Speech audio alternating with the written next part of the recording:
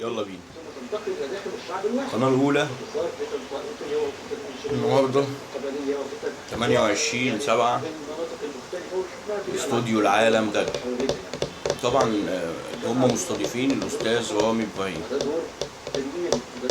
فأنا بشوف كلام الأستاذ رامي إبراهيم هبتدي أرد على بناء عليه. هو دخل الجامعة العربية إن ليها دور في الردع الإسرائيلي وبتسكت الإسرائيليين. طبعا الكلام ده كله كده، وكلنا عارفين إن هو كده. مفيش واحد على مستوى العالم أو على مستوى الوطن العربي عارف إن كلام الجامعة العربية كله كذب في كده. وأي حد هيقول غير كده فهو عميل وخائن، والله أعلم بقى في إيه تاني. اصل انا مش هطبل لك عشان انت مثلا فلان الفلاني ولا علان العلاني. انا ممكن اكذب عليك والبسك الطاقيه والف بيك البلد، تمام؟ بس الحقيقه انت مفيش ولا اي حاجه. كل مره تندد وتشجب وتدين، وكل واحد يطلع يقول كلمتين وتروحوا كل واحد يروح على القصر بتاعه ياكل الروز بيف والسموك سالمون والشيكن لوف ويضرب كاسين النبيت وخلاص على كده. ده اذا كان بيشرب يعني، ولا يروح يصيف له، يروح له على قريه سياحيه يصيف له يومين. طب ده منطق ان انت ليك دور في الرضخ؟ انا لو رئيس جمهوريه اول حاجه كنت اعملها كنت اروح الجامعه العربيه ده خطبه واحده ومش جاي تاني، لا انا ولا اي حد من بلدي. اذا كنتوا عايزين تحلوا امر الفلسطينيين فيجب الذهاب الى دوله اسرائيل. هل هناك جرأة لرئيس دولة عربية انه يدخل اسرائيل عشان يتفاوض على حرب دايرة في نفس الوقت؟ يعني هو يروح في وقت الحرب؟ هل في 10-15 رئيس دول عربية هيركبوا طيارتهم ويتصلوا بإسرائيل يقولوا لهم احنا جايين على المطار المدني اللي شغال استقبلنا؟ هناك بعض الوثائق نشرت في الولايات المتحده عن مثلا عمليات اختراق حدثت في قصيمه البلدان. مش رئيس، وفي علاقات وفي تطبيع وفي تبادل تجاري وفي حاجات بتحصل وفي اتفاقات غاز وفي شيء عجيب جدا. كل دي بنود يا حبيبي احنا متفقين عليها. ما ينفعش يبقى انا وانت اصدقاء وابن عمي عندك وانت تقوم جاي قاتل لي ابن عمي وانا اكمل معاك الصفقه كما هي. الاتحاد السوفيتي يقدم نصف العالم باعتباره يعني العدل. انتوا لو عيله واحده وحصلت حاجه زي كده كل حاجه هتقف، الدنيا هتتقلب. لكن انتوا صباح الفل واحنا هنندد وهنقعد نقول الجامعه العربيه والثقافه العربيه والثقافه العربيه والثقافه العربيه، وفي ارض بيتم اخذها من اهلها بالعافيه، وفي بعض الناس منهم بيموتوا على مدار اكتر من 70 سنه، وقبل ال70 سنه كانوا اصلا في احتلال بريطاني. انا مش فاهم الناس ازاي بتتكلم عن الحريه والديمقراطيه والانسانيه ولسه عندنا لحد النهارده دول بيتم احتلالها وبيتم قتل شعبها وبيتم التهجم على بعض الناس بسبب ان هم قله في بعض الدول سواء مسلمين او مسيحيين. لان في الدول الافريقيه بيحصل الكلام ده حاليا وانا بكلمكم دلوقتي. كل يوم في ناس بتموت مسلمين ومسيحيين بسبب ان هم قله في بعض الدول الافريقيه. يعني المسلمين هنا كتير فبيضربوا المسيحيين، المسيحيين هنا كتير فبيضربوا المسلمين في افريقيا، ودول ملهاش علاقه ببعض وكلها جماعات مسلحه.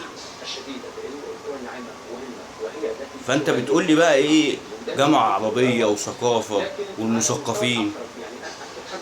كلام المثقفين انا لما بتفرج عليه بحس ان انا عارف انت شغل ايه. اما حد يكون في مصر عندنا في حاجه اسمها قانون وضع اليد. قانون وضع اليد ده ايه؟ كوميدي يا جماعه شويه، سخريه والله، كوميدي. لو انت صاحب ارض وجي واحد قعد لك فيها وانت سافرت رحت اعاره مثلا بعثه علميه قعدت 20 سنه وليكن في دوله ثانيه، رجعت لقيت واحد قاعد في الارض دي جاب ميه وجاب كهرباء والارض مسجله اللي هي باسم واحد تاني وقعد فيها، فجيت تاني ده جه يقول لك ايه بقى؟ يبقى الحال على ما هو عليه. يعني اللي موجود قاعد في الارض يفضل قاعد فيها زي ما هو لحد ما المحكمه تحكم بحكم. تروح المحكمه تقعد سنين السنين. زي الجامعه العربيه ما بيتعامل الايه؟ بتعامل اسرائيل وفلسطين، حتى الان وفي صفقة ان رجوع اليهود العرب الى ارض العرب.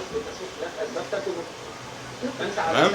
بص بقى الموضوع كبر لحد فين، ومحدش برضه عرف ياخد حاجه. ليه؟ لان اسرائيل ما اعتمدتش بقى حكم المحكمه اللي هي انتظرت لا، ده خدت الارض بتاعتها اللي هي مثلا وليكن 40 او 45% من فلسطين، عشان يرجعوا كيهود في العرب من جميع الدول من جميع الدول المجاوره اللي اتلموا، يعني اليهود اتلموا في المنطقه دي في الفتره دي.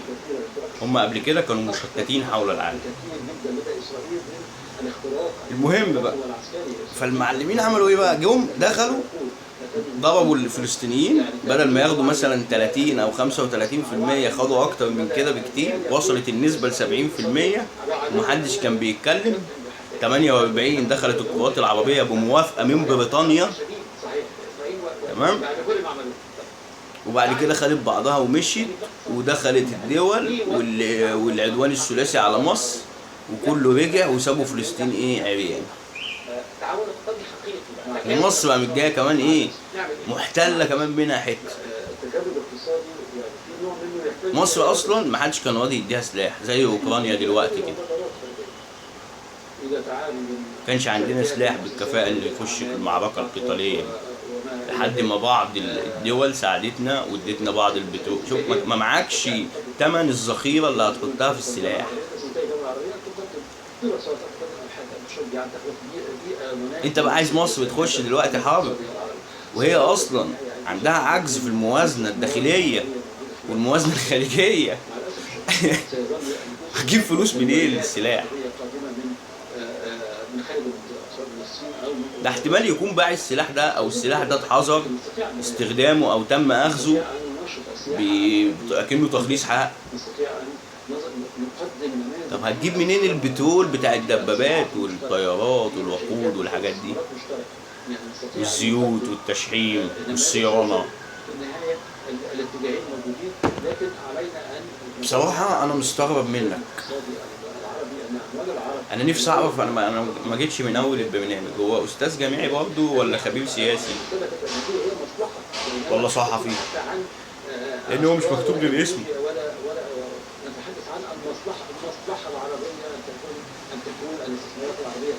والله قلت لك انا حل لفلسطين من ضمن الدول العربيه، وادي الحل الثاني، اقتراح ثاني لايقاف اي مذبحه في اقرب وقت ممكن.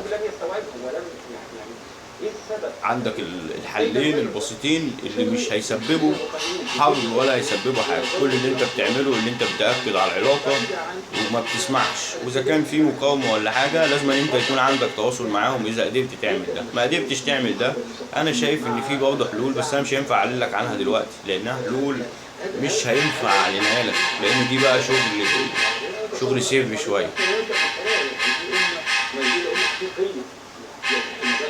حدثت الحرب 48 لم يظهر اي صوت في اي دوله عربيه يقول احنا بدنا نحل. والله يا باشا ادينا قاعدين وقاعدين، يكفيكوا شر الجايين، ورأيي هو اللي هيطلع الاصلح ولو بعد حين.